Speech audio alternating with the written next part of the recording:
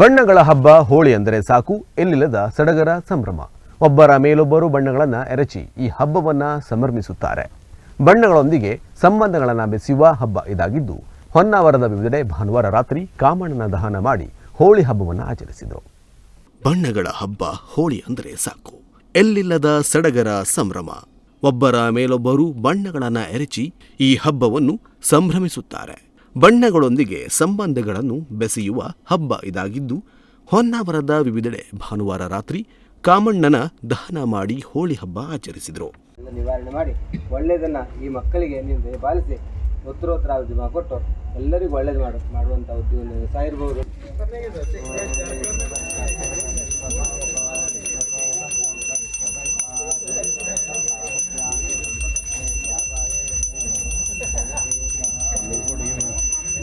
ಮೊದಲು ದುರ್ಗಾಕೇರಿಯಲ್ಲಿ ಕಾಮಣ್ಣನನ್ನು ದಹಿಸಲಾಯಿತು. ಬಳಿಕ ಉದ್ಯಮ ನಗರ ಮತ್ತು ತುಳಸಿ ನಗರದಲ್ಲೂ ಕಾಮಣ್ಣನನ್ನು ದಹಿಸಲಾಯಿತು.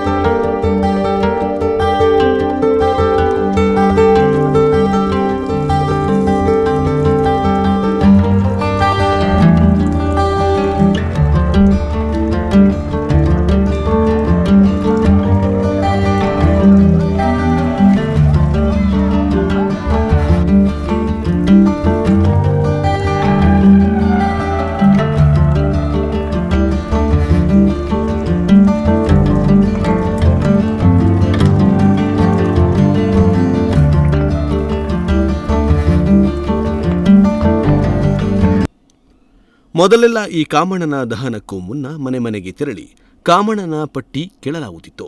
ಪಟ್ಟಿ ಕೊಡಲಿಲ್ಲ ಎಂದರೆ ಆ ಮನೆ ಮುಂದೆ ಬಾಯಿ ಬಡಿದುಕೊಳ್ಳಲಾಗುತ್ತಿತ್ತು. ಅಲ್ಲದೆ ಬೆಂಕಿ ಕದ್ದು ತಂದು ಕಾಮಣ್ಣನಿಗೆ ಅಗ್ನಿ ಸ್ಪರ್ಶ ಮಾಡ್ತಿದ್ರು. ಆದರೆ ಇದೀಗ ಈ ಆಧುನಿಕ ಕಾಲದಲ್ಲಿ ಹೆಚ್ಚು ಯುವಕರಲ್ಲಿ ಈ ಆಚರಣೆ ಮಾಯವಾಗಿದೆ.